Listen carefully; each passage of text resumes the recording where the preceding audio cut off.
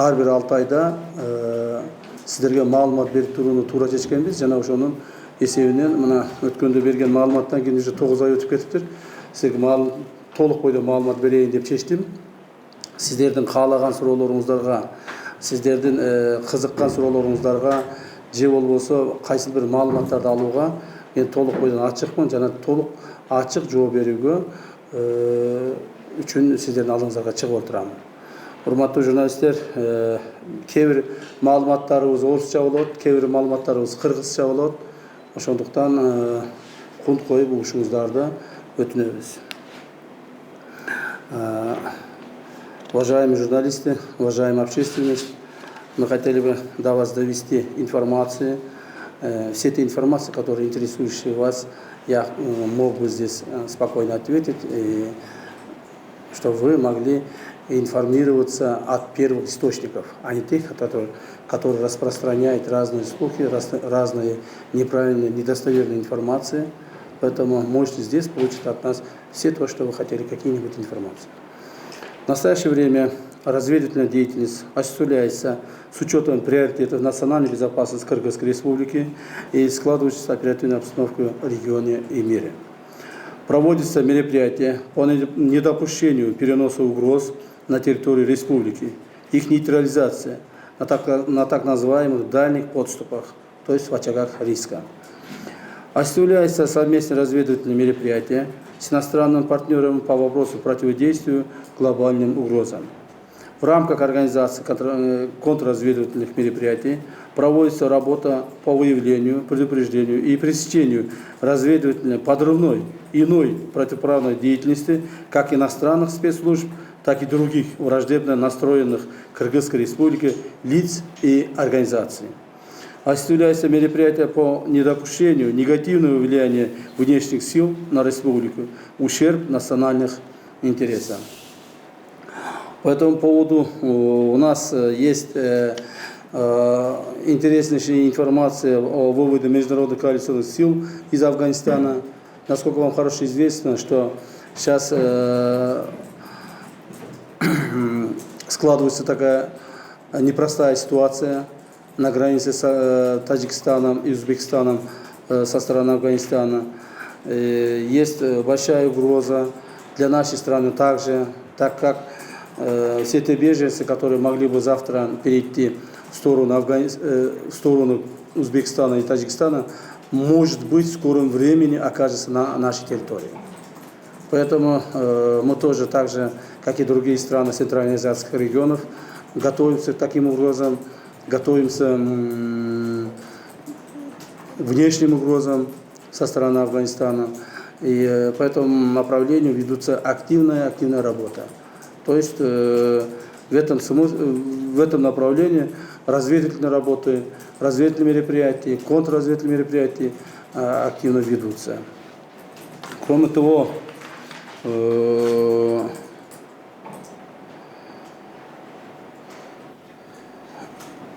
на фоне вывода международных коалиционных войск из Афганистана международные террористические организации, такие как Исламское государство, Джамат, Таухид, Джихад и Исламское движение Туркестана, перешли к активной фазе по переориентации своей подрывной деятельности в направлении центральноазиатских стран, в том числе нашей стране.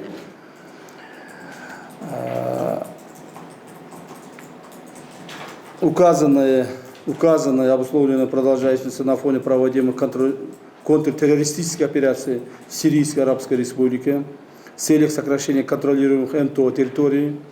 Как следствие, наблюдается переброска центральноазиатских боевиков в страны происхождения, а также в Турцию, Российскую Федерацию, Украину и северные провинции Исламской Республики Афганистан. То есть все те боевики, которые оказывались на территории Сирии, в данный момент, как обостряется обстановка в Афганистане, они возвращаются. Они возвращаются именно через Афганистан. Поэтому угроза для нашей страны есть. У нас тоже имеются наши же граждане, из числа наших граждан, бывших даже граждан, которые находились на территории Сирии, есть информация, что они тоже собираются возвращаться в нашу страну, и мы можем оказаться то есть в опасности от той террористической деятельности. Поэтому наша работа обратно же направлена на то, чтобы обеспечить национальную безопасность нашей страны от этих террористических группировок.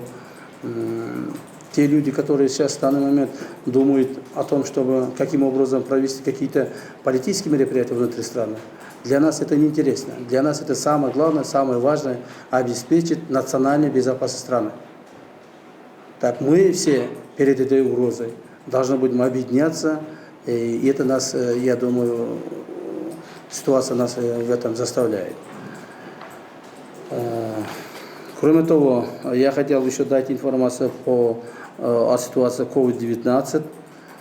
По COVID-19 также ситуация вокруг распространения коронавирусной инфекции COVID-19 в стране характеризуется крайне тяжелой и напряженной, что обусловлено ростом числа тяжелых больных, нехваткой палат интенсивной терапии и реанимационных отделений в медучреждениях города Бишкек, вследствие которой может вырасти число смертности.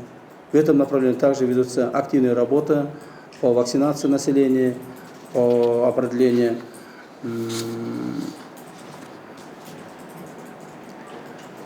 по обеспечению медикаментами всех госучреждений нашей страны. Согласно данным эпидемиологической службы, за июнь текущего года ежедневный рост лиц, инфицированных COVID-19, составляет примерно 6-8%.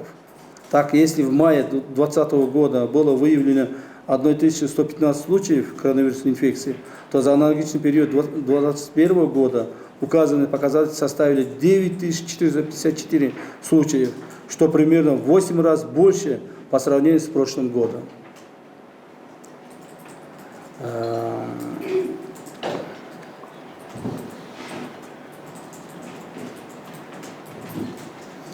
Принимая во внимание низкие темпы вакцинации населения страны от COVID-19 и ухудшающуюся эпидемиологическую ситуацию в стране, имеется острая необходимость принятия адекватных мер, направленных на усиление информационной пропаганды по соблюдению санитарных норм и необходимости вакцинации населения. Во избежание увеличения смертности, а также эскалации ситуации с распространением коронавирусной инфекции в срочном порядке необходимо организовать развертывание дополнительных палат интенсивной терапии, реанимационных отделений с обеспечением необходимым медицинским оборудованием. То есть ситуация COVID-19 также нас очень тревожит, и ситуация сейчас в данный момент для нашей страны очень непростая.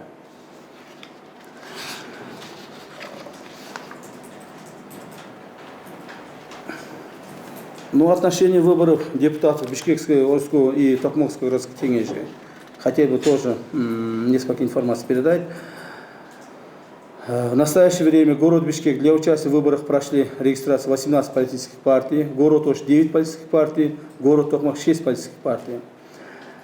ГКМБ Кыргызской Республики в рамках утвержденных внутренних планов, а также в рамках координационных групп оперативного реагирования на республиканском и территориальных уровнях совместно с Центром избиркомом Кыргызской Республики, территориальным избирательным комиссиям МВД Кыргызской Республики и органам прокуратуры проводится работа по выявлению и пресечению нарушений избирательного законодательства.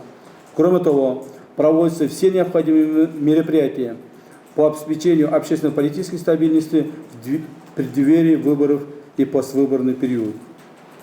То есть выборы, насколько вам хорошо известно, через 3 дня уже закончатся. Последние 2 дня увеличились нарушения на избирательных участках, поэтому у нас тоже усиленная работа. С сегодняшнего дня, последующим 3-4 дня, наши работники активно будут работать, выявлять все нарушения по отношению всех политических партий в этих городах, 3 городах. И если они выявятся, какие-то нарушения, естественно, согласно закону, мы будем привести к ответственности кандидатов и отдельных партий. Поэтому, воспользуясь этим случаем, я хотел бы обратиться к общественности и представителям политических партий. Прошу вас не нарушать законодательное, то есть избирательное законодательство и провести выборы в соответствии с законодательством. Если кто-то будет намерен будет нарушать, подкупать избирателей и каким-то образом другие нарушения законодательства будет производить, мы, естественно, примем все меры, все законодательные меры, но будем усиливать работу. Может, даже с сегодняшнего дня будет увеличиваться также нарушения. Нарушения в связи с чем мы будем выявлять.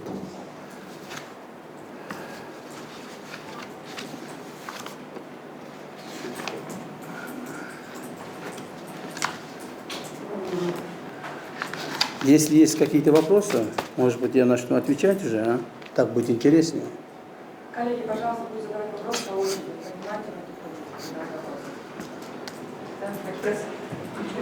Здравствуйте, спасибо за вопрос. Когда говорит, пожалуйста, можете снять маску, да? Чтобы хорошо слышно было. Здравствуйте, спасибо за пресс-конференцию. Вот по ситуации вот на границе Узбекистана и Таджикистана. Скажите, пожалуйста, вот я хотела бы уточнить, если Таджикистан попросит силы ОДКБ помочь решить данную ситуацию, готов ли Кыргызстан? Ну, естественно, мы в рамках ОДКБ должны будем взаимодействовать в любом случае, так как Афганистан является внешней угрозой для всех центральноазиатских стран. Еще вопрос, коллеги. Да, представьте. Куда поступают средства, которые поступают на борьбу с коррупцией? Я насчет борьбы с коррупцией хотел бы еще вам дать, может быть, более обширную информацию, если вы пожелаете. Эта информация обратно же укороченная, но тем не менее я основной тезис здесь подготовил. Всего за первые полугодия 2021 года на АСРПП зарегистрировано 304 досудебного производства по фактам коррупции, незаконного обогащения, злоупотребления должностным положением, вымогательства, дачи взятки. То есть за все это время мы возбудили 304 уголовных дел. Привлечено и задержано 32 должностных лиц государственных органов, выявлено ущерба на сумму более 26 миллиардов сомов. Возмещено около 6 миллиардов сомов. То есть за полгода мы возместили ущерб около 6 миллиардов сомов. Это в истории нашего, вообще в практике наших правоохранительных органов таких результатов еще не было. Еще не было. Я сравнительно вам скажу, что за 10 месяцев прошлого года было возмещено всего 100 миллионов сомов. А за 6 месяцев этого года мы возместили около 6 миллиардов. 6 миллиардов. Это я не знаю, сколько процентов. Это, по-моему, 1000%, да? Больше, чем в прошлом году. И даже еще больше. То есть работа в этом направлении была проведена очень огромная. В связи с чем ситуация коррупции в обществе в данный момент изменилась. Уважаемые журналисты, вы это хорошо знаете, что до этого большинство случаев принятия решений со стороны судебных органов было произведено за какие-то взятки. В данный момент попробуйте идти в суды, подавать взятки. Ни один судья сейчас не может взять взятки. Ни один судья. В стране сейчас, я уверенно могу сказать, ни один судья сейчас взятки не берет. Они принимают решение в соответствии с законодательством. Если таково оказывается, который будет брать взятки, наши уважаемые судьи, мы их обратно будем привлекать к ответственности. Мы привлекли несколько должностных лиц, именно судебных органов, начиная главы Верховного суда Калиевой. После этого ситуация в судебной системе изменилась. То есть все зависит от людей, от человека. Поэтому в этом направлении была проведена очень большая, огромная работа со стороны АКС, ГКМБ нашей страны. По фактам незаконного обращения я несколько примеров приведу, чтобы вам было чтобы вы получили данную информацию. По фактам незаконного обращения в отношении депутата Аманкулова Джордж Кенеша, по факту незаконного обращения и легализации незаконно добытых денежных средств возмещено 50 миллионов сомов. По факту злоупотребления должностным положением со стороны экс-председателя ГСБ при ПКР Таирова возместил 20 миллионов, осужден штраф на 300 тысяч сомов. По факту злоупотребления должностным положением со стороны экс-заместителя председателя ГСБ при Джамгырчиеве возместил 20 миллионов сомов. По факту незаконного обращения со стороны начальника УСБ ГСБ при ПКР Токоева ведется следствие. По факту незаконного обращения гражданина Атамбаева Джалила в период работы на руководящих должностях в органах внутренних дел последний возместил в бюджет государства 100 миллионов сомов. По факту незаконного обращения со стороны депутата Джоркеша Абджалиева в данное время Абджалиев возместил 50 миллионов сомов. В отношении бывшего заместителя руководителя аппарата президента Кыргызской республики Алмамбета Салиева по факту незаконного обращения задержан, ведет следствие. Уточняется ущерб, обязательно он будет возмещать. В отношении экс-депутата Кудайбергенова Джаныш, который, занимая высокие ответственные положения в исполнительной и законодательной ветви государственной власти, создал устойчивую коррупционную связь с представителями государственных и муниципальных органов. Возместил, я много не буду читать, ведется досудебное производство, возместил 75 миллионов сомов, но ущерб в данный момент уже уточнился, то есть это 150 миллионов сомов. То есть он сейчас пока половину возместил, половине будет возмещать в скором времени.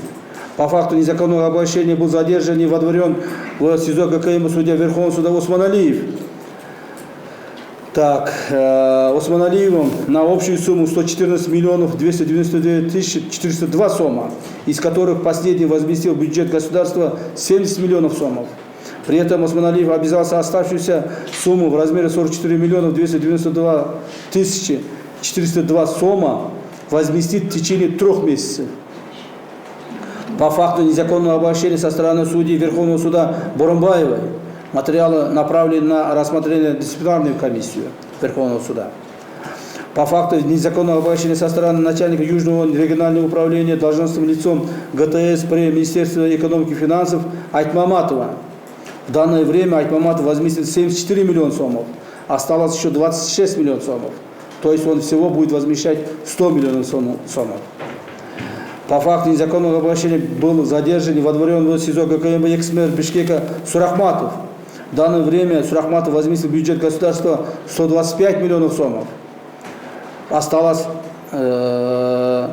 ведется следствие, он всего будет возмещать 150 миллионов сомов. То есть еще 25 миллионов сомов возместить, и мы его можем выпустить. Потому что это был нанесен такой размер ущерба государству. Дальше. По факту незаконного обращения со стороны бывших вице-премьеров Амантурова, Азгалиева, в данное время Амантуров возместил 25 миллионов сомов, Азгалиев 30 миллионов сомов. Ведется следствие. По фактам коррупции, нецелевого использования бюджетных средств, по факту коррупции директора ДЖГС Абдыкадырова получили взятку в общей сумме 8 миллионов сомов. То есть, которые, обещав присудить победу в тендере по строительству социальных объектов, взяли денежные средства у гражданина Султаналиева, получили взятку в общей сумме 8 миллионов сомов. Ведется следствие.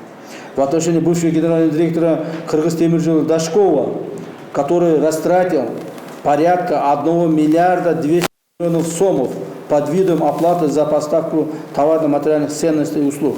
Но он вывел эти средства просто так. Он никаких товарно-материальных ценностей не поставил, вывел эти средства, и в данный момент ведется следствие по отношению к нему и его сына. Они сидят здесь. По факту злоупотребления должностным положением сотрудниками Государственной инспекции по экологической и технической безопасности при осуществлении проверок деятельности филиала «Кыргызкөмір» установлен ущерб в сумме 1,5 миллиарда сомов. 1,5 миллиарда сомов. Ведется следствие.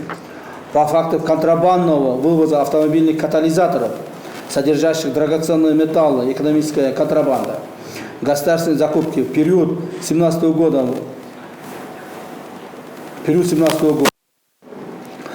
По факту коррупции при закупке аппаратов ИВЛ Министерством здравоохранения МЧС по завышенным ценам во время пандемии коронавируса 2020 года.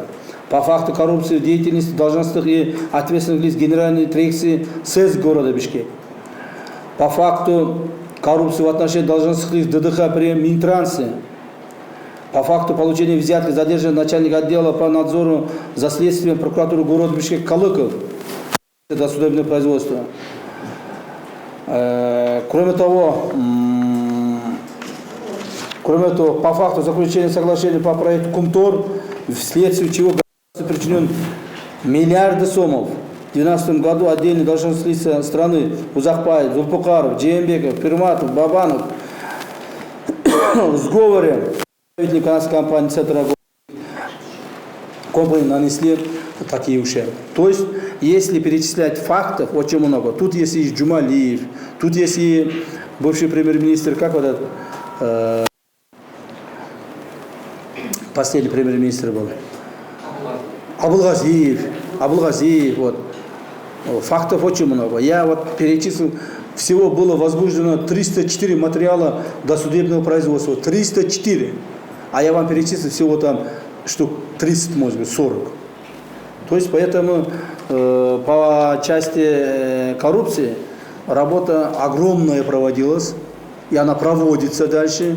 Все те средства, теперь я отвечаю на ваш вопрос, все те средства, которые поступают от этих коррупционеров, возмещенные средства, полностью до копейки перечисляется в бюджет страны. ГКМБ ни одного копейки здесь не использует и не имеем права. Не имеем права. Все те средства, которые к нам поступают, вот 6 миллиардов. 6 миллиардов полностью перечислено государству. То есть среди них еще имеется имущество, которое оценивается тоже со стороны государства и передаются государству.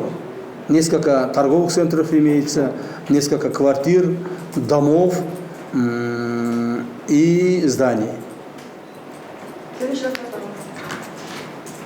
Добрый день, Чафур Каримова, телеканал «Мир». У меня два вопроса. Первый вопрос, наверное, он всех волнует, как были взгляд сюда Орхана Инанды, кыргызского турецкого гражданина. Вот. Второй вопрос, какие подвижки есть на границе по демаркации, делимитации кыргызско-таджикской? И сейчас ситуация в Афганистане не обострит ли, не навредит ли безопасности нашей страны из-за того, что очень много километров еще не определено? Так, конечно, я сейчас насчет Орхана Инанды вам дам несколько информации, укороченных информаций. Я не смогу здесь раскрывать все те следственные действия, которые проводятся нашими сотрудниками, но поэтому я вам...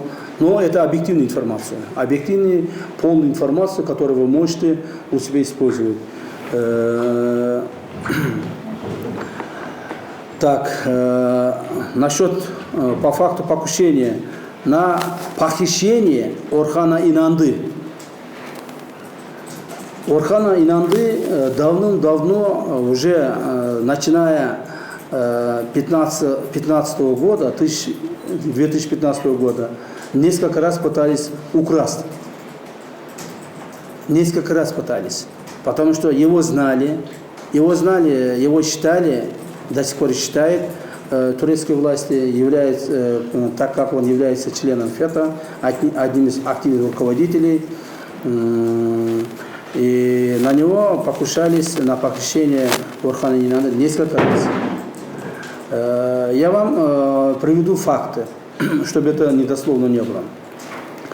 Сотрудниками 6-го управления ГКМ Кыргызской Республики в ходе контрразведывательного обеспечения ОПГ были получены данные о неустановленном гражданине одной из стран, намеревающийся организовывать похищение неустановленного гражданина Турции, проживающего на территории Кыргызской Республики.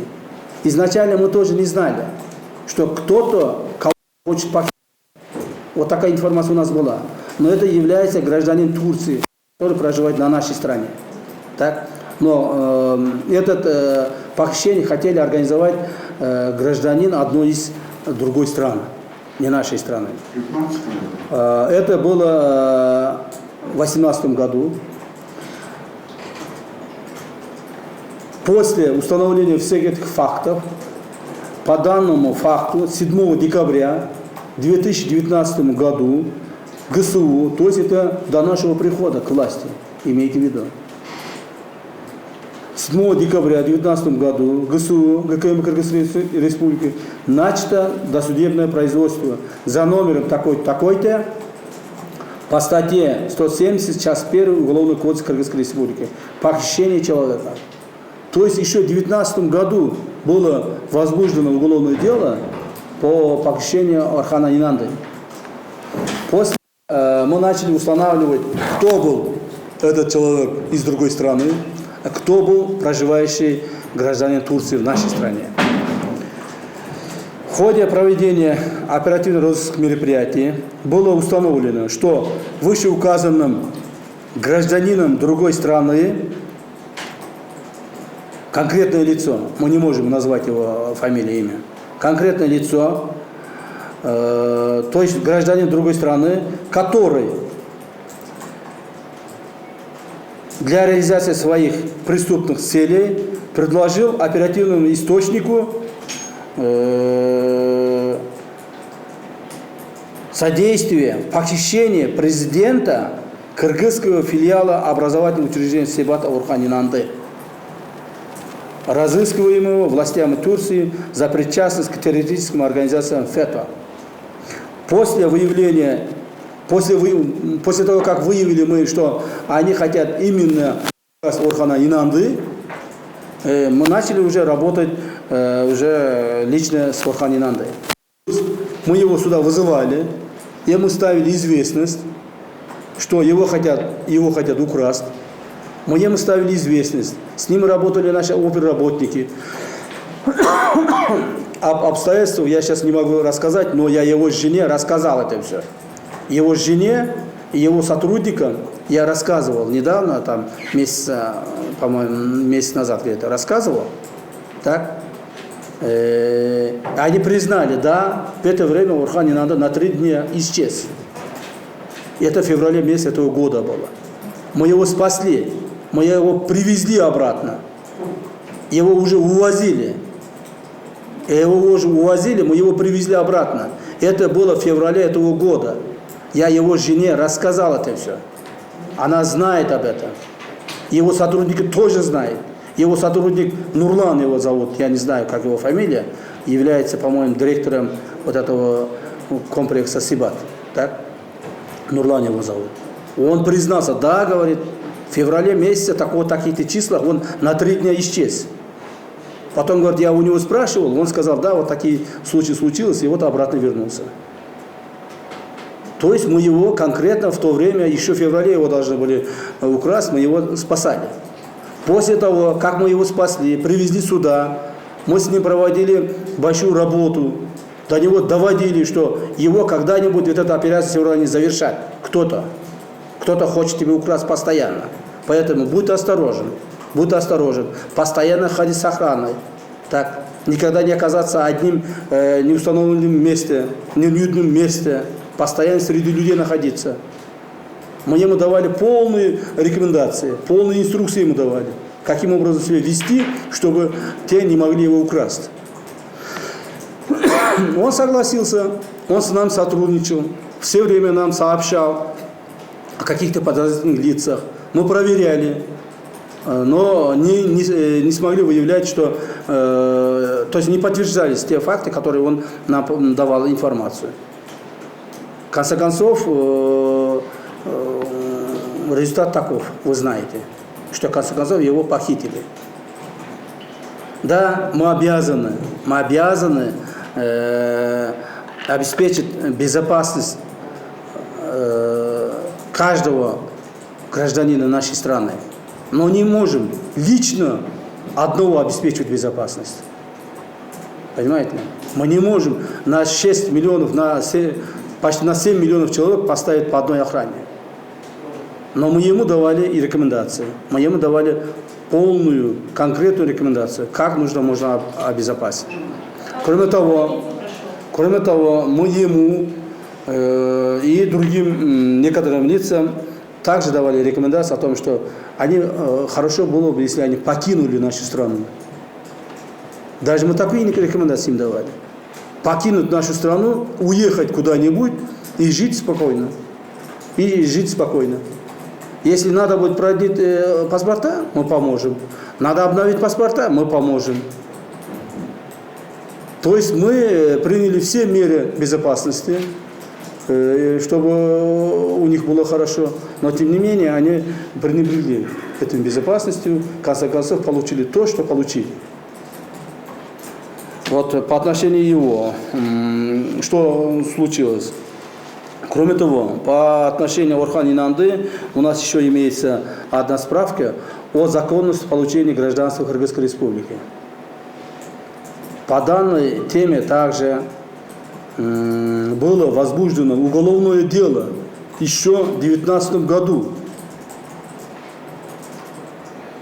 Главным следственным управлением ГКМБ Кыргызской Республики расследуется уголовное дело номер таким-то, зарегистрированное в АЭС РПП 13 сентября 2019 года по факту приема граждан Турецкой Республики Орхан Инанды и Зекерия Кая гражданство Кыргызской Республики. То есть по признакам преступления предусмотрено статьей 320, часть 2 Уголовного кодекса Кыргызской Республики, злоупотребление должностным положением. То есть законность получения гражданства Кыргызской Республики мы проверяли возбуждением уголовного дела. В данный момент ведется данное уголовное дело, расследование. Сегодня я принял решение данное дело передать МВД, чтобы все информации насчет Орхан Инанды собирались в одном ведомстве. Данное уголовное дело о незаконности, то есть законности получения гражданства Кыргызской Республики мы сегодня передаем в МВД, дальше они будут проводить расследование. У нас есть оперативная информация. Сегодня уже после обеда мне официальная информация поступила о том, что Орхан Инанды имеет гражданство Турции. То есть у него имеется официальный паспорт Турции, который действует до 2024 года. Более того, этим паспортом он постоянно пользовался. Он постоянно этим паспортом пользовался. При пересечении госграницы, при поездках, особенно с западной страны, он этим паспортом пользовался. То есть он не был нашим, то есть он как бы, у него было двойное гражданство, он использовал и наш паспорт, и паспорт Турции, гражданина Турции.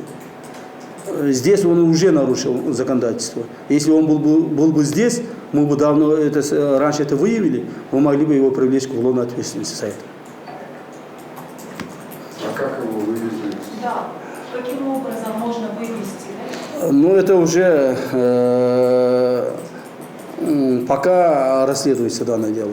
Как вывезли, кто вывез, каким образом, где он остался один. Это все сейчас дело расследуется. Я думаю, следствие в скорое время докажет. Пожалуйста.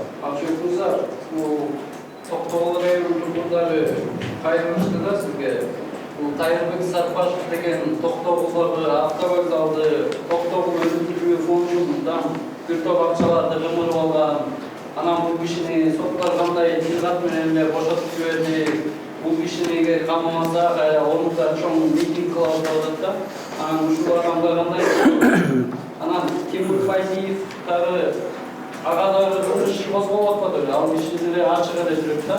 Анан бұл түндүк түштүк жолунда, Калыкбек Султановдун убагында жол курулуп, азыр кайрылды ошол жолдор жабылып атат да. Ал жерде цементтер, асфальттардын акчалары бир топ асмандатып көрүнүп тур да. Ошолорго дагы чаралар көрүлөт. Siz aytkan адамдар боюнча мен кыска айтып өтөйүн. Тайырбек Сарпашев боюнча, Тайырбек Сарпашев бизге жанагы кумтөр маселеси боюнча кылмыш иши алкагында тергелип атат. Тайырбек Сарпашев биз менен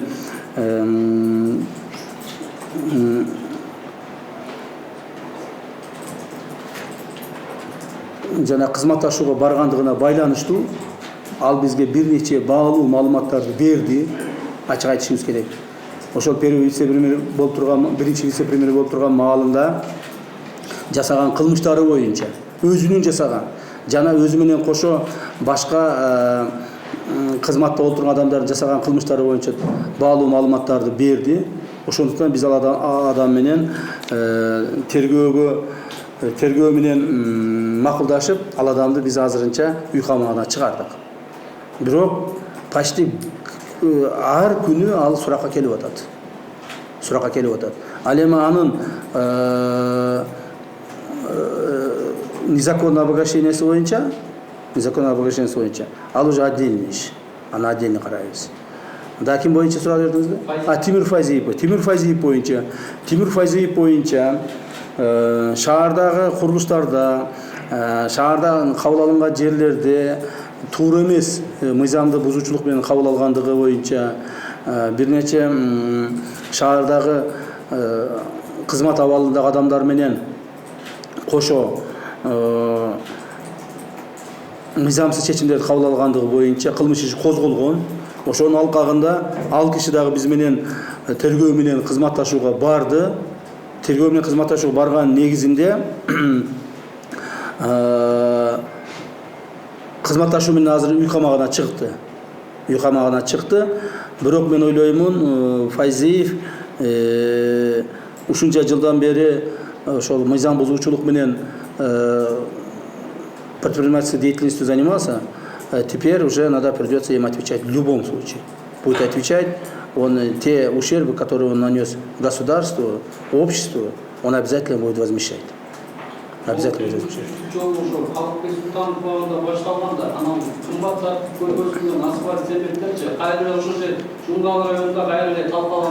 Эми түндүк түштүк жолу боюнча азыркы күндө жогорку кеңеште комиссия түзүлгөн. Ошолор азыр ушул комиссияга карап атат. Эми биз азыр ал жака киришкен жокпуз, ачык айтайын, киришкен жокпуз. Бирок кандай жол курулганда да ал жолду мындай тейлеш керек да.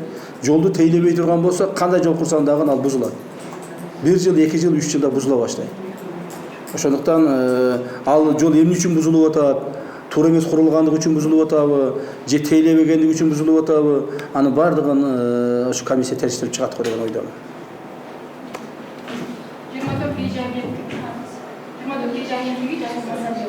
Азыр бул жерде Кыргызстан чек чегарасы боюнча суроо берилеси, бул жерде боюнча убакыт кетейин. Кыргызстан чек чегарасы боюнча акыркы протоколдо 43-61-135 жана 141 точкалар белгиленди деп жүрөт да. Бул кайсы точкалар, кайсы населенный пункт, анан ушуларга атап кетет. Анан кийин Кожалыков жолунда курулат да, дагы бир жол.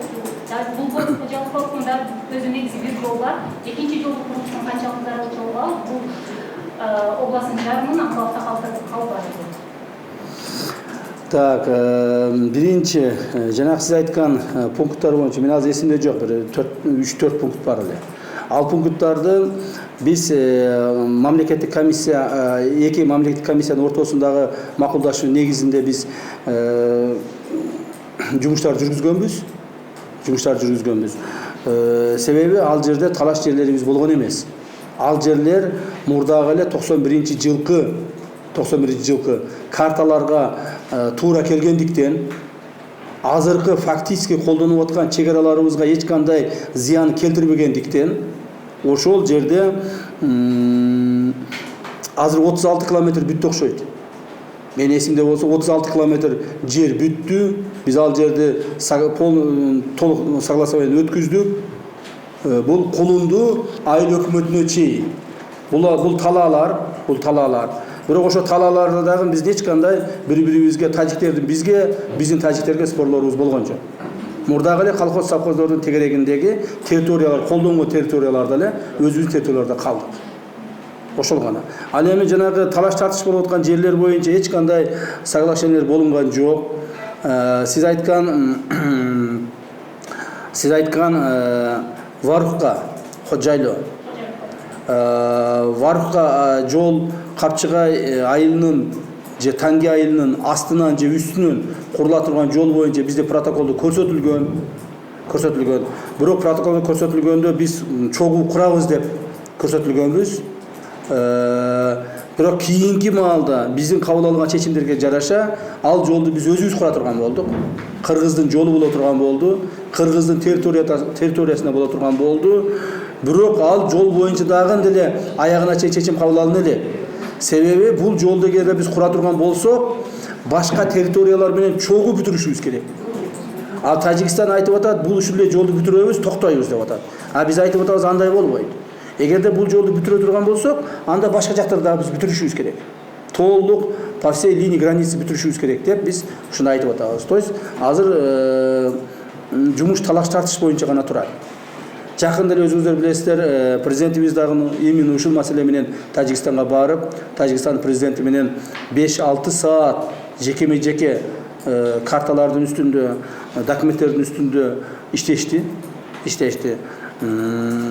Азырынча бир алдыга жылуу боюнча жыйынтык чыга элек.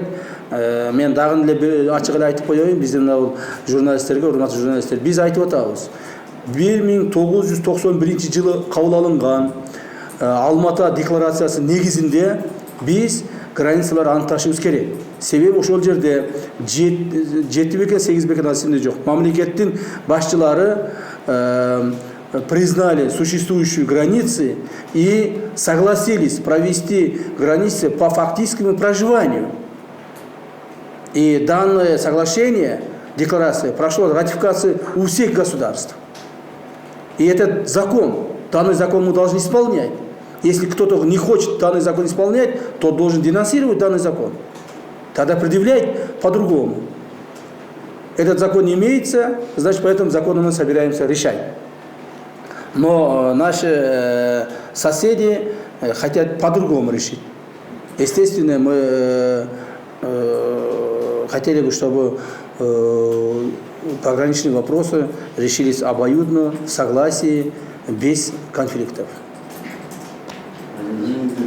Спецслужбы вернули 6 миллиардов сумм. Так? Спецслужбы вернули, вы сказали, 6 миллиардов сумм. Это деньги налогоплательщиков. А как вы считаете, нормальное явление? Депутаты получают 300-400 тысяч сомов пропускных. Тоже деньги. Ну, я думаю, поэтому мы существуем, поэтому мы работаем, что все это было ненормально. Каждый должен жить по средствам. Те люди, которые там, имея властные структуры, властные возможности, украли какие-то средства у государства, у народа, они будут отвечать перед законом. Мы данные нарушение законодательства постоянно приводим в соответствие. То есть поэтому мы в этом году, как никогда не бывало, арестовывали очень много должностных лиц, которых были привлечены к разным штрафным санкциям. Но наша главная цель, мы и ранее сказали, и сейчас могу подтвердить, наша главная цель не была для того, чтобы там кого-то посадить, потом отправить в тюрьму, чтобы он стал тюремщиком. Нет. Наша главная цель, чтобы он должен вернуть награбленное у государства. И мы этого добиваемся.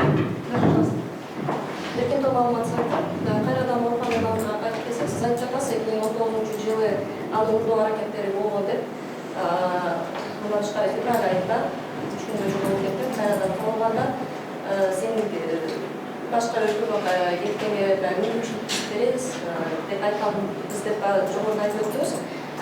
Bu emniyet direktörü, Ukrayna'nın getirilen çocuklarında, basıkları şu Kırgızistan'da yaşananlar bir caran, eğer de Kırgızistan'da korkunç caran olmazsa söz üstünde başka ülkelere geçiş gerekli. Bu benim birinci sorum, ikinci sorum, Kırgız-Tacik çevrasında çapa çektiğimizin nedenleşlerine bağlanıştır. Азыр жайдын сарапаны болмаса дагы аз убакытта гапешип билбей керек. Бүгүнкү күндө ошол аймактардагы инфраструктура канчалык деңгээлде калыбына келтирилди?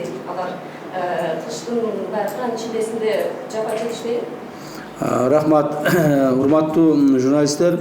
Орхан Инандыны кыргыз менен, кыргыздын гражданы менен салыштырбагыла. Орхан Инанды башка мамлекетте, башка элде жасаган кылмыштар үчүн жооп берип атат. Кыргызстанда жасаган кылмыштар үчүн жооп берген жок азыркы күндө. Орхан Инанды сиз айтып атпайсызбы? Бардык эле кыргызстандыкты ушинтип башка мамлекетке көчүп кетти деп айтасызбы деп. Жок. Орхан Инанды бизге башка мамлекеттен келген. Башка мамлекетте ошол мамлекеттин айтуусуна, бүгүнкү айтуусуна жараша кылмыш кылып, террордук кылмыш кылып, анан биздин мамлекетке келип отуруп калган адам катары. Бул биринчиден. Экинчиден, урматтуу туугандар, ал Кыргызстандын жаран алгандыгы боюнча мен дагы бир жолу айтам, бизде кылмыш иши ачылган, ошол кылмыш ишинин негизинде азыр тергелип атат. Андан сырткары, эгерде ал Кыргызстандын жараны болуп деп кала турган болсо, ал эч качан анда ал Турциянын жарандыгын тапшырыш керек эле. Бул Турциянын жарандыгын тапшырбастан кайра Турциянын паспорту менен колдонуп, ошо Турциянын паспорту менен жашап жүргөн. Ал сыртынан жылтырак, ичинен калтырак деп коет кыргыздар. Кыргыздар ушинтип коет. То есть сыртынан ал кыргыздын гражданимен деп жүрөт, а ичинен чөнтөгүндө Турциянын паспорту менен ошо Турцияга кайсыл бир ситуация өзгөрүп кетсе, кайрадан кетип калам деген максатта өздөрүнүн жумуштарын аткарып жүргөн граждандар болгон. Кыргыз менен Орхан Инанды салыштырбагыла. Эгерде ошондой акыбалга мисалы үчүн сиз салыштырбагыла деп атасыз, Кыргызстандын жараны калды дейли, ага кандай баягы кыргызстан жетүү үчүн кандай иш-аракеттер? Эгерде Кыргызстандын гражданины болуп, биздин кыргыз боло турган болсо, Кыргызстанда туулуп өскөн биздин гражданин боло турган болсо, андай коркунучтар жаралары менен биз мыйзам чегинде чара колдонмокпуз. Экинчи сурооңуз боюнча Баткен боюнча айтып атасыз, урматтуу журналисттер, Баткен боюнча толук бойдон баягы кыйраган үйлөр, жолдор, социалдык объектилер баардык калыбына келтирилип атат. Бүгүнкү күндө өтө кызуу калыбына келтирилип атат. Өзүңүздөр деле кээ бир өзүңүз коллегалардан сурап билсеңиздер болот. Мен ойлоймун, ушул күзгө чейин, сентябрга чейин биз баардык ошол жумуштарды бүтүрүп, калыбына келтирип, адамдарды үйлөрүнө киргизип, жана аларды баардык керектүү буюм теримдер менен камсыз кылабыз деп ойлойм. Мен ойлоймун, азыр эми процент соотношение айта турган болсок, бир 60-70% болуп калганго деген ойдомун. Здравствуйте. Кипрайс, экономическое издание «Тазовек». Указом президента была упразднена антикоррупционная служба ГКМБ. Вот, и с этим хотелось бы у вас взять информацию, куда переведут сотрудников антикоррупционной службы, куда будут переведены дела, которые велись антикоррупционной службой. Уважаемые журналисты, с расформированием антикоррупционной службы сотрудники антикоррупционной службы, они являются сотрудниками ГКМБ, они не являются сотрудниками одной управления. Так? Если одно управление мы расформировали, они будут служить в других участках, в других управлениях. Поэтому тем, что там этих сотрудников куда-то отправлять, или там их тоже нужно отправлять, что они останутся без работы, такого нет, такого не будет. Это раз. Функция антикоррупционной службы будет отныне исполнять 6-е главное управление. То есть главное управление по особо важным делам. Мы объединили несколько управлений в одно, главку сделали, и эта главка будет дальше этим делом заниматься. Но, естественно, мы уже ранее, насколько вам хорошо известно, что антикоррупционной службе было свое положение, указом президента это как бы учрежденная организация была. Теперь мы данную работу будем вести только в пределах своей компетенции Государственного комитета национальной безопасности. То есть специального органа по борьбе с коррупцией у нас ГКМБ теперь не будет. Но коррупционными делами, должностными преступлениями мы будем заниматься, как и ранее. Человек Катышевич, я хотела бы задать вопрос от редакции «Турмуш». Вот первый вопрос. В соцсетях озвучивалось о задержании главы Кызыл-Октябрьского района Эрджигита Пасанова, якобы по факту незаконного обогащения. Задерживали якобы также... Да, такого у нас было. Данное задержание, насколько я помню, Пасанова и Эрнес, его фамилия какая была? Как? Нет, не Пасанова, еще одного подозреваемого мы задерживали по делу Ахнета. Так, в данный момент работа ведется. И вот еще такой же вопрос поступил от коллег. Озвучивалось, что задержит бывший мэр города Ош Айтмамат Кадырбаев. Скажите, пожалуйста, это правда? Когда задержали? Вот они вот уточняют. Я не знаю, я не слышал. Я только прибыл, я не слышал такого. Чекиров. Тамшат Кушаев, siz jana çoğun gösterdi atab ettiniz. 6 milyar so'm 304 sotga чейин кишилер ушунун аркасында чыгатып. Ошол учурда коллегам айтып кетти го, антикоррупцион кызматты жоюп атпайбы? Бул жерде логикага кайчы келип аткан жокпу мындай кийинки соңку мындай кадамдар? Сиз өзүңүз кандай ойлойсуз?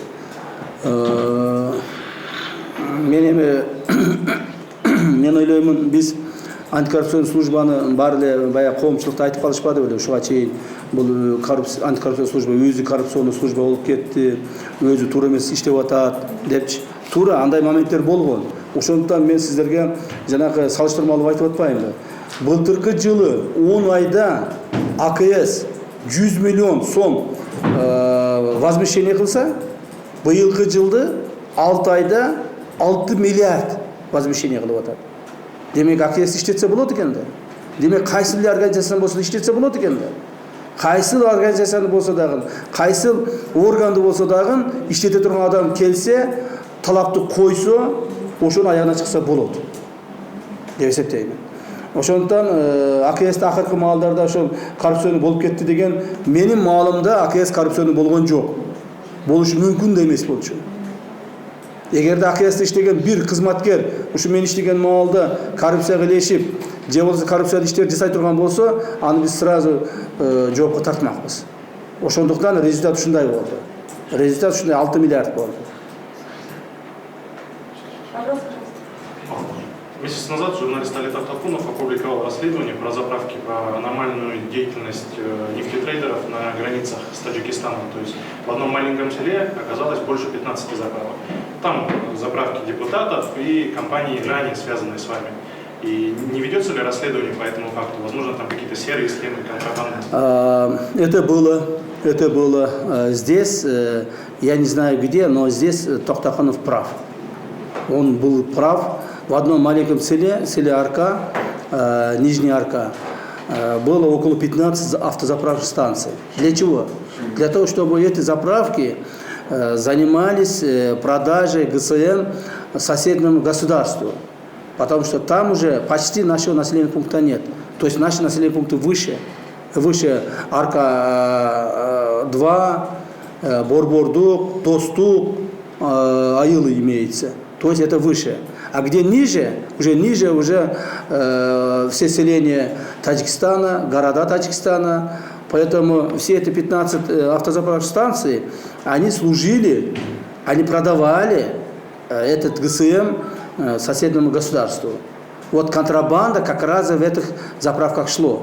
Они якобы документы оформляли, что будет продавать на своих заправках на территории нашей страны, а практически они продавались жителям Таджикистана. И этой борьбой мы последние 3-4 месяца, почти полгода очень сильно работу провели, но тем не менее, пока вот конфликт не произошел, окончательную контрабанду закрыть нам не удалось. Сейчас уже окончательно закрыли все границы, сейчас контрабанды уже нет, но может быть какие-то мелкие моменты будет, какие-то по проселочным дорогам, они, может быть, они имеются, но больших контрабандных грузов уже не имеется. Добрый день, спутник Руслан Бахмацмаилов. Хотелось бы вернуться к ситуации с Орханом Миланды. Турецкие официальные власти не раз отмечали, что организация Фетхулаха Гулена имеет большое влияние в Кыргызстане и даже может совершить какие-то попытки госпереворота. Согласны ли вы с этим мнением и насколько велико влияние этой организации в Кыргызстане? На самом деле группа ФЕТО, которые были, то есть его последователи были в нашей стране, мы масштабы данной работы, масштабы этой организации увидели после исчезновения Орхана Инанды. Честно говоря, до этого нам как бы мы большого внимания, большого как бы значения не давали этой организации. Сейчас после исчезновения Орхана Инанды мы увидели, какие силы они имеют, какие финансовые средства имеют, какие людских ресурсов они имеют. Так, даже некоторые властные должностные лица начали переживать. Даже несколько депутатов Чорх Кеңеша мы уже начинаем выявлять, какие они имеют отношение к этой организации, каким образом они финансируются.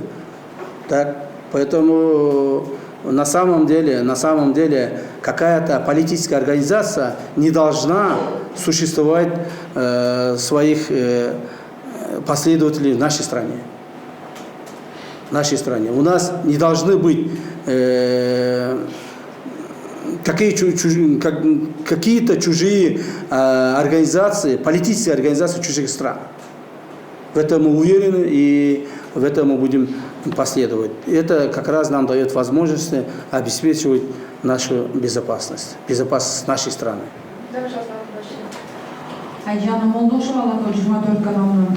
Камшыр Кыдыршай, сизде чет мамлекетке дайырланганы кетти деген маалымат социалдык тармактарга чыккан сайын көпчүлүк жарандар сиздин ден соолугуңузга тынчтагы көп суроолор жазышат да, ден соолугуңуз жакшыбы? Жакшы, өзүңүздөр жакшы билесиздер, мага деле ушуну айтып атышат. Эмне үчүн ташыйып токо жанагы чет өлкөдө дарыланат экен, эмне үчүн биздин мамлекет дарыланбай атат деп. Мен эми муну айтпай жүрдүм эле, азыр айтканга туура келип атат. Мен ушундай ооруга туш келип, ошол оорумду операция кылыш сөзсүз түрдө чет өлкөдө болуш керек болуп калды. Себеби биздин бул жердеги дарыгерлер ал ооруну бул жерде операция кылууга батын алышпады. Жана алар ошо башка чет өлкөгө барып лечение алганды мага рекомендация беришти. Ошондуктан өзүңүздөр билесиздер, февраль айында ушул жылы мен чет өлкөгө барып операция болуп келгем. Операция жакшы өткөн, жакшы болгон. Бирок алардын айтуусу боюнча 2 айда мен барып кайрадан текшерүүдөн өтүшүм керек эле. Бирок мамлекетибиздеги ар түрдүү кооптуу маселелердин негизинде жүрүп отуруп 2 айда бара албай калып, мен 5 айдан кийин бардым. Ошо 5 айга чейин бир аз ден соолугум начарлай баштаганда бардым. Азыр кайрадан обследование өтүп келдим. Мына көрүп атасыңар, ошол жактан обследование өтүп келгенден кийин кичине энергия толуп, мындай пресс-конференция берип калам да. Азыр баары жакшы, Кудайга шүгүр. Эми алардын рекомендациясы боюнча алдын ала айтып коеюн, 6 айдан кийин барамын. Ошондо дагы кетип калды дебегиле. Рахмат. Пожалуйста, как человек решающий. У меня такой вопрос. Вы только что сказали, что после исчезновения Орхана Инанды вы узнали о том, какими ресурсами, какими силами, какими финансами обладает эта организация, что она работает на территории нашей страны, чего быть не должно. Вот скажите, пожалуйста, а вообще было ли определено, сколько человек здесь, какую именно враждебную деятельность они вели, была ли или уже эта организация вами, так сказать, закрыта, и что будет с лицеями собак? Так, данная организация не проводила какие-либо противоправные действия на территории нашей страны, если она есть. Эта организация была как бы условно была названа организацией ФЕТО.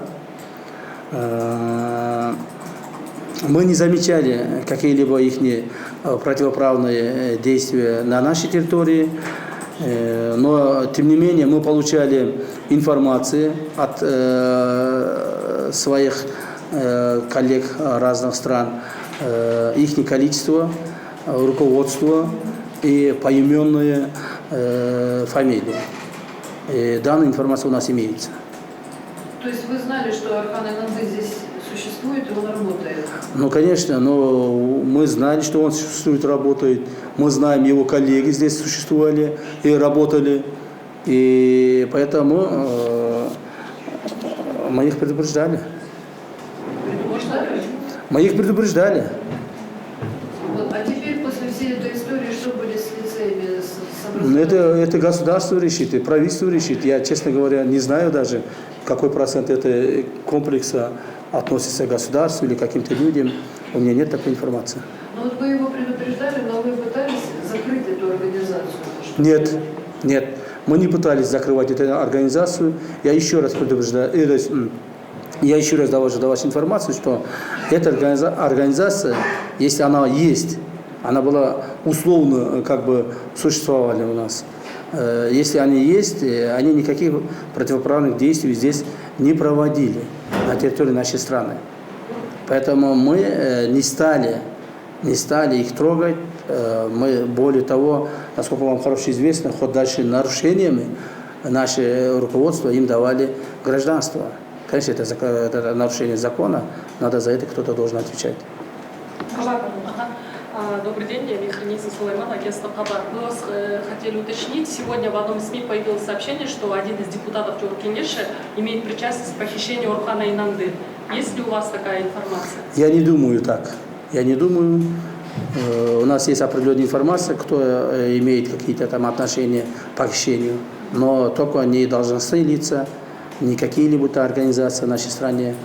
Вообще в нашей стране это относится или нет, еще большой вопрос. Да, пожалуйста, скажите. Вице-премьер Каншай Балкабекова по поводу ликвидации АКС. Что вы думаете по этому поводу? Необходима ли была эта мера и советовалась ли с вами? Я об этом уже сказал. АКС, организация АКС действительно была упразднена указом президента. Естественно, мы будем данный указ исполнять. Уже исполнили. АКС у нас уже нету, как таковой организации. Функции этой организации вперемешку с другими функциями будет исполнять 6-я главка. Главное по особо важным делам. Главное управление по особо как называется? Да, главное управление по особо важным делам. Коллеги, есть еще вопросы? Да. Коррупцияға қарсы күрес әрекеттері қандай баяғы іс-әрекеттер негізінде жүргізіліп деген сұрау берген еді. Себебі қадамға ретінде жатқан жоқ қой коррупционерлерді анықтау. Коррупционерлерді анықтау бізде маалыматтың негізінде болады да, ашық айтыш керек. Маалымат негізінде болады. Біз мындай қараймыз, ошо судьялардың арасында деле қараймыз, қайсы судья көбірек взятка алғандығын байқаймыз. Біз деле адамбыз. Ошолордун арасында деле өзүбүздүн адамдарыбыз бар. Алар айтып келет, бирок фактын айта алышпайт. Муну ол постоянно ушу акча алат деп айтат ушу судья. Же болбосо муну чиновник ушундай бай жашайт дейт. Анан биз аны өмүр баян текшеребиз. Өмүр баян текшерсең, тигил судья өмүр бою мамлекетте кызмат кылган. Мамлекетте иштейт. Мамлекеттен ошол 15 миңден 30 миң 40 сомуна чейин айлык алат. Бирок үйлөрү чоң, көптөгөн байлыктары бар. Ошондон биз текшере баштайбыз. Биз жөнөкөй адамдарга, жөнөкөй бизнесмендерге текшербейбиз дагы, тийбейбиз дагы, аларга биз көңүл да бурбайбыз. Biz ошол туура эмес, мыйзамсыз байгандарға гана көңүл бурабыз. Урматтуу журналисттер, эгерде сиздер эме кылбасаңыздар, бул убактыны экономить этип турган кумтөр маселеси боюнча бир болсо айтып коеюн. Себеби кумтөр маселеси өтө чоң маселелерден болуп атат бүгүнкү күндө. Журналисттер ушуга кызыгабы келсем кызыкпай атасыңар, себеби дегенде мүмкүн силерге мындай бир өтө эле кызыктуу, жарыны бир информация керек болсо керек.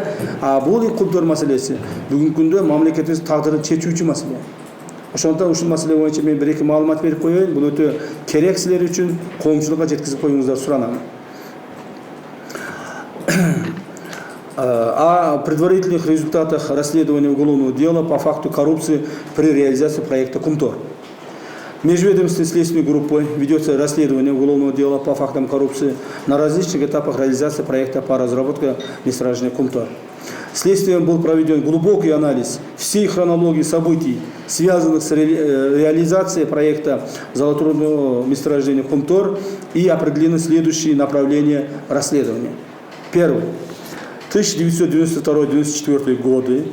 Заключение Генерального соглашения с канадской компанией Камека, по которым к уголовной ответственности за злоупотребление должностным положением привлечены бывший президент Акаев, объявлен в розыск, экс-премьер-министр Чингышев дал согласие на прекращение дела в связи с истечением срока давности.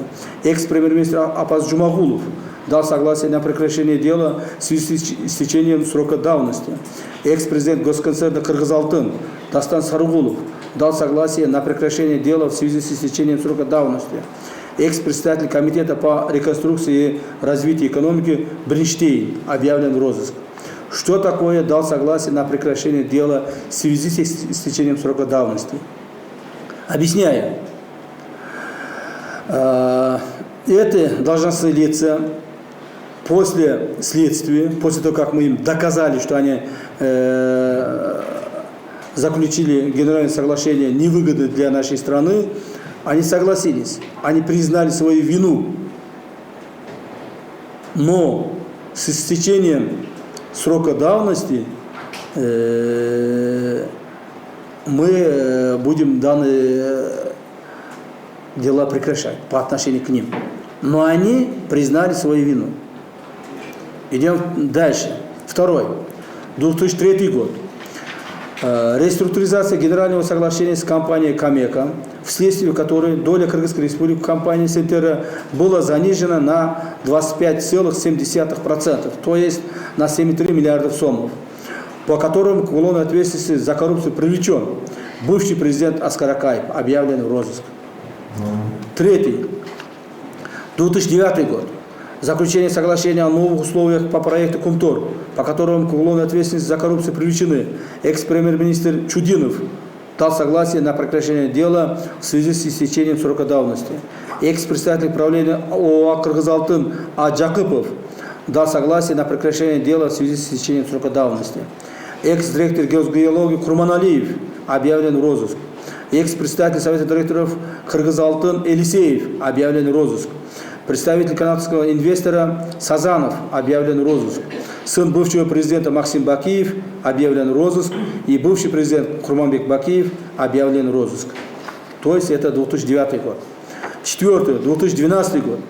Сговор, направленный на срыв принятия решений о пересмотре условий сотрудничества Кыргызской республики с компанией Сентера в пользу интересов страны, по которому к уголовной ответственности за коррупцию привлечены экс-спикер Жогорку Кеңеша Асылбек Жээнбеков под стражей, депутат Жогорку Кеңеша Турабай Зулпокаров под стражей, экс-премьер-министр Өмүрбек Бабанов под стражей, экс-представитель президента парламента Данияр Нарымбаев под стражей, экс-депутат Жогорку Кеңеша Искак Пырматов под стражей, экс-депутат Жогорку Кеңеша Талант Узакбаев заключил соглашение о сотрудничестве, домашний арест. Экс-депутат Жогорку Кеңеша Батырбеков Алмаз заключил соглашение о сотрудничестве, домашний арест. Экс-представитель правительства парламента Динара Молдошева, подписка о явке. 2014-2017 год. Заключение стратегического соглашения с компанией Сентера и внесение поправок в Водный кодекс Кыргызской республики, по которому к уголовной ответственности за коррупцию привлечен экс-первый вице-премьер Тайырбек Сарпашев. Он заключил соглашение о сотрудничестве, домашний арест. По данному эпизоду ведется активная работа, направленная на установление круга всех лиц, причастных к коррупции по данному эпизоду, по результатам которой юридическая оценка будет дана бывшему президенту Атамбаеву, бывшему премьер-министру Исакову, бывшие ответственные должностные лица профильных министерств и ведомств, ответственные работники и представители компании Сентера. Шестой. Вывод из ЗАО Кумтор Голд Компани 500 миллионов долларов США под видом займа с последующим оформлением в качестве выплаты дивидендов. Это 2017 год. То есть с Кумтора вывезли, практически украли $500 миллиарда. Этот факт установлен. По данному эпизоду ведется активная работа, направленная на установление круга всех лиц, причастных к коррупции по данному эпизоду, по результатам которой юридическая оценка будет дана Атамбаеву, Исахову, бывшие ответственные должностные лица профильных министерств и ведомств, а также ЗАО «Кумтор Голд Компани» и «Компани Сентерна».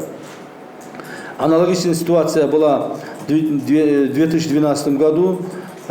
Президентом правления Кыргыз-Алтын являлся Джапаров Дилгер, который был осужден и отбыл наказание. С учетом установленных расследований фактов коррупции и не отвечающим интересам народа Кыргызской Республики, условий коррупционных соглашений с канадскими инвесторами, следствием совместно с Генеральной прокуратурой Республики инициирован процесс денонсации всех соглашений с канадской стороной по проекту Кумтор и отмены внутренних нормативных правовых актов, не отвечающих интересам страны. То есть нами, следствием ГКМБ Кыргызской Республики, инициирован процесс перед правительством Кыргызской Республики о выходе из соглашения 2009 года и ниже других соглашений, которое приведет к выходу кыргызской стороны из состава ЗАО «Сентера Голд». То есть мы по направлениям расследования коррупционных делов по Кумтору ведется активная работа. Те защитники наших уважаемых арестантов Джеймбекова, Зулпукарова, Перматова, Бабанова и других о том, что они являются невиновными, это все пустой звук. У нас имеются факты о коррупционности этих людей, у нас имеются полные следствием доказанные эпизоды, и другие эпизоды имеются по отношению бывшего премьер-министра, я фамилию не буду называть, сейчас выявляются другие факты о получении конкретных сумм денег за совершение, то есть в связи с чем совершил какие-то преступления.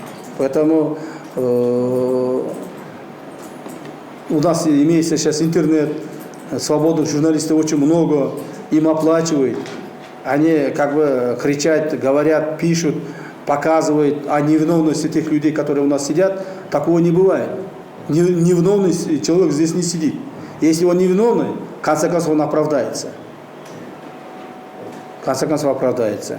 Я очень надеюсь, что мы не ошиблись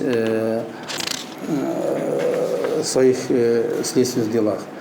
Кроме того, уважаемые журналисты, я хотел бы поставить вам известность о том, что очень активная работа ведется правительством. Мы, естественно, сопровождаем информациями работу правительства, где-то что-то контролируем, где-то что-то помогаем. Поэтому те информации, которые у меня имеются, тоже хочу до вас довести. Вакцинация. Купили 1,1 миллионов дозы, которые поступит 11 июня в нашу страну из Китая. Называется Синофарм. В конце июля будет еще 1,2 миллиона доз. То есть все это дозы мы покупаем. Покупаем и раздаем нашим гражданам бесплатно. Пока бесплатно. Где-то, может быть, попозже, я не знаю, это когда будет, осенью или там зимой, может быть, это мы уже оплачиваем будем вакцинировать. Пока бесплатно будем вакцинировать. Вакцина есть, получаете вакцину. Я тоже получил Синофарм. И надо быстрее вакцинироваться, чтобы уменьшить воздействие болезни. Можно уточняющий вопрос? Вы сказали, что ГКНБ инициировал процесс денонсации всех соглашений с СНД. Скажите, пожалуйста, а в какой форме вы предложение правительству внесли? Ну, предложение правительства внесли со своими следственными доказательствами. В дальнейшем, я думаю, правительство уже юридически данный факт оформит и будет производить работу. Так. Можно, да, вопрос по поводу июньских событий? Президентом было дано поручение заново, да, возобновить расследование по факту событий в 2010 году в июне. Сейчас у вас уже есть какие-то результаты? Да, данный вопрос, данное дело у нас расследуется, ведется активная работа, устанавливаются некоторые причастных людей, дополнительных. Я думаю, о результатах мы скажем скоро. Хорошо. Скажем. Вопрос? Я хотел информацию. Вопрос давайте. НТС kanalından Düşüş Şaşırmıyor. Amca Kılıçdaroğlu komşulukta ayıplarla 2009 жылғы пункттер боюнча келишимде Акылбек Жапаровдун дагы мындай маселеси каралабы, ал боюнча суроо барбы бүгүнкү күндө? Анткени ошол 2009 жылғы келишимдин автору эмне ошол Акылбек Жапаров өзү айтып жүрөт да. Автор экенин мен билбеймин, бирок анын колдору ал келишимдерде жок болуп чыкты. Следствием пока не установлено. Если юридически будет установлено, что где-то в ответственных местах Акылбек Жапаров будет подписывать, или это он будет продвигать, то есть совместно с этими коррупционными чиновниками производить работу, мы его будем привлекать к ответственности. Я. Не то, что суракка чакырылат, керек болсо камайбыз. Эгерде Акылбек Жапаровдун конкретно ошол жерде күнөөсү боло турган болсо, биз аны аябай турбайбыз. Эч кимди аябайбыз. Кто привлечен к ответственности, кто вовлечен в данные коррупционные дела, Кумторовский, всех можем посадить. Вот вы сами знаете, вот, насколько вам хорошо известно, в данный момент сидит экс-премьер-министр Өмүрбек Бабанов. Никто не думал, что Өмүрбек Бабанов кто-нибудь посадит. Может даже. Даже посягнуть может. Все думали, его никто не может трогать. А мы патронили, потому что у него есть конкретные эпизоды по коррупционным делам. Есть конкретные эпизоды по Асылбеку Джеймбекову. Тоже все думали, что Асылбека Джеймбекова никто не может трогать. Он является братом президента. Нет, мы его тоже посадили. Зулпукарова и других. Если Акылбека Жапарова тоже выявится какие-то причастности к каким-то коррупционным делам по Кумтору, мы его будем привлекать к ответственности. Вопроса даже не может быть. По части, уважаемой общественности, я хотел довести по части работы правительства. В данный момент правительство работает как бы в усиленном варианте о ирригации. О ирригации хотел бы дать информацию, потому что мы также, ГКМБ, непосредственно уже начали принимать участие в ирригационных делах и других моментах. Вот то, что у меня есть какие информации. О ирригации. В данный момент планируется строительство нового канала, обводного Чуйского канала, ОЧК-2. Так, стоимость около $50 миллионов. Президент уже дал такое поручение. И правительство сейчас разрабатывает. Вы, насколько хорошо знаете, что ирригационная система полностью у нас разрушена, особенно по Чуйской области. Никто никогда на это внимание не уделял. Поэтому в этом году, после засухи, вода не может быть доставаться людям. Я думаю, в следующем году уже этой проблемы не будет. Правительство в этом направлении работу ведет. ОЧК начинается из Кемина, насколько вам хорошо известно, это протяженность 17 километров. Будем привлекать туда технику, которую мы получили недавно через МЧС. С этой техникой средства уже президент находит, выделяет. В скором времени начнется строительство обводного Чуйского канала. Это данным вопросом мы решим вопрос засухи по Чуйской области. Я думаю, в следующем году уже этой проблемы уже не будет. О продовольственной безопасности, уважаемые журналисты, насколько вам хорошо известно, в этом году температура высокая, засуха везде, ведется заготовка к зиме, общественность может не тревожиться, что какие-то там нехватки, какие-то продовольственной безопасности, этого не будет существовать. Как бы заготовка к зиме идет полным ходом. общественность может быть спокойным в этом смысле. Цена за рис, за растительное масло, сахар уже снижается, насколько вам хорошо известно, по результатам работы обратно же правительства. Энергетической безопасности. Так, 4-й генератор Токтогульской ГЭС ремонтируется, и до конца года, я думаю, введем в работу. Тариф электроэнергии обсуждается, то есть и с учетом мнения населения уже будет приниматься скоро решение. Конечно, нужно тариф поднимать, тариф нужно как бы регулировать, но пока мы будем учитывать мнение народа. Народу тоже очень тяжело. Но тем не менее, тариф за промышленный тариф будет увеличиваться, это однозначно. Однозначно тем большим компаниям, золоторудным компаниям, компании, которые работают в месторождениях, тариф электроэнергии будет однозначно увеличиваться в скором времени. Так, воды в Токтогульском водохранилище сегодня 11 миллиардов уже собрано. До 01 декабря, то есть октября надеемся собрать около 13 миллиардов кубов. Этого достаточно будет выхода из зимнего периода. Да, пожалуйста.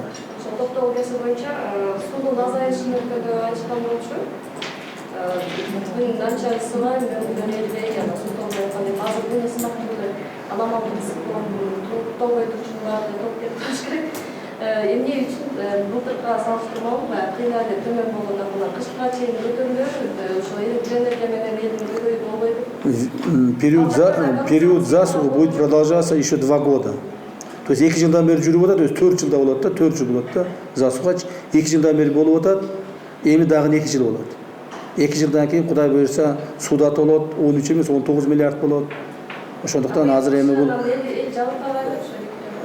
жабыркабайт.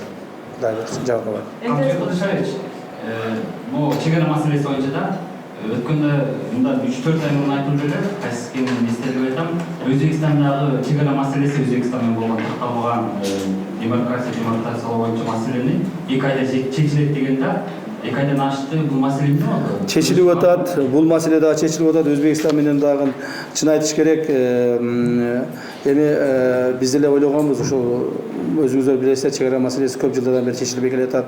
Тезирээк чечсек, мамлекеттин ушул чегараларын бекемдесек, элдин ушул көйгөйүн чечсек деп эле аракет кылып чуркап атабыз. Бирок бул маселелер ушунчалык тез арада чечилип кетпешине мына эми азыр көп болуп атабыз да, көп болуп атабыз. Бирок аракетибизди токтоткон жокпуз. Аракетибизди токтоткон жокпуз, буюрса биз чечебиз жакында. Сиз жалаатка барганда ушу пункт өрүшү боюнча айрым президенттер дагы жоопкерчиликке тартылышы мүмкүндүгүн деле, анан ошо кайсы президенттер тартылып атпайбы мына? Биз мына бүгүнкү ушул следствиянын результаттары негизинде мына Бакиевке иш козгодук. Атамбаевка мына козгоп атабыз ишти. Так, мына Акаевка эмеле Росабит еттик. Мына ушулардын баары чыгып атат. 3 президентке уже предъявлять этебиз. Пока Жээнбековго эч нерсе жок. Эгерде Жээнбековго бир нерсе чыга турган болсо, аны дагы жоопко тартабыз. Бирок азырынча Сооронбай Шариповичке эч нерсе жок. Чыга элек.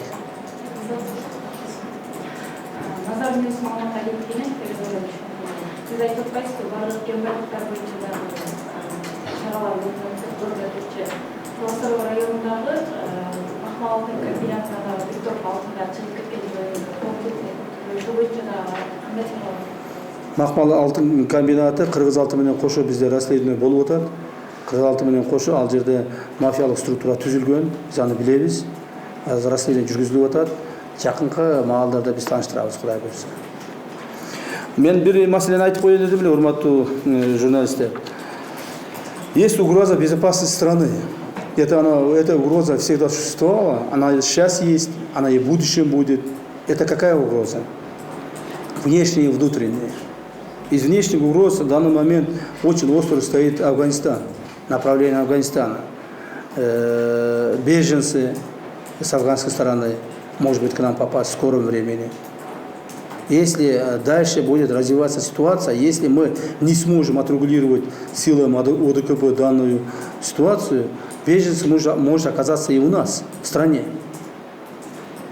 Этого мы уже прогнозируем, что так оно случится. Кроме того, у нас может быть увеличится работа международной террористической организации, радикальных экстремистских организаций, так как знаете, что Афганистан является центром этих террористических организаций. Поэтому под видом беженцев они могут проникнуть в нашу страну. В этом направлении работа очень огромная ведется. А внутренняя безопасность, то есть угрозы также существует. В данный момент происходит радикализация общества. Очень много у нас людей, призывающих к радикализации. Очень много людей, граждан наших, своих же граждан, призывающих к разным политическим угрозам, к разным политическим, даже имеются люди, которые призывают к перевороту разным. Я хотел бы воспользоваться вашим случаем и их предупредить. Всех тех людей, которые сейчас по интернету пока безнаказанно кричат и говорят, обливая грязью, необоснованными обвинениями главу государства и других должностных лиц, когда-нибудь будут привлечены к ответственности. Каждый из вас сейчас записываетесь, каждый из вас мы сейчас берем в учет в нашей стране и за рубежом. Мы сейчас составляем соглашение с другими странами, чтобы их привести сюда. Поэтому я хотел бы обратиться, уважаемые граждане, остановитесь. Не нужно идти радикализировать общество. Не нужно общество призывать к каким-то деструктивным силам, деструктивным действиям. Это может привести к печальному исходу. И в том числе по отношению самих тех людей, которые призывают и по интернету, и по другим. Вот, например, Джордж Кенеша, один депутат, постоянно угрожает о том, что за Орхан Инанды кто-то будет отвечать. Будем отвечать. Все будем отвечать. В том числе вы тоже будете отвечать. В том числе вы тоже будете отвечать за призывы. За те призывы, которые нарушением закона призывает общество. Поэтому надо быть очень осторожным при высказываниях. Кроме того, сейчас вышло на первый план вопрос политического экстремизма. У нас политики стали выдумывать, задумывать, собираться. Уже многие политики, многих я знаю, у нас уже учеты есть, они сидят и собираются, говорят, что осенью будет выборы, парламентские выборы, после выборов будет революция. Не будет никакой революции. Мы в данное время, наша власть, народная власть, никогда не допустит революции. Дальше никакой революции нам не нужна. Лучше мы сами уйдем без революции. Поэтому, уважаемые политические экстремисты, уважаемые политики, будьте осторожны в высказываниях. Никакой революции не будет в нашей стране отныне.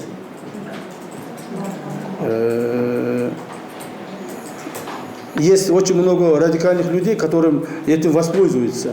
Может быть, какой-нибудь политик,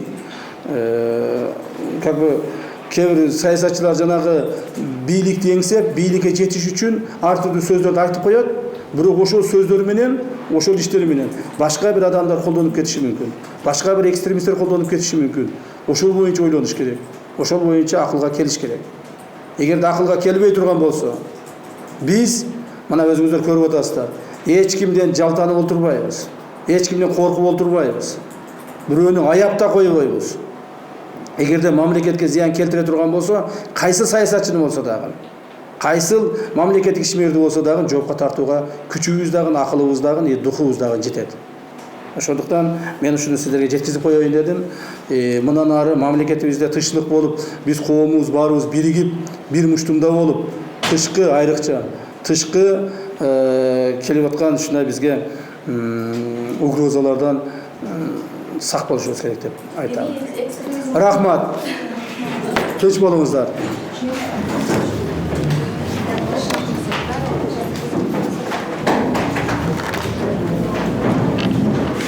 себя чувствуете? Как? Как чувствуете себя? Уже более-менее. Проснуться?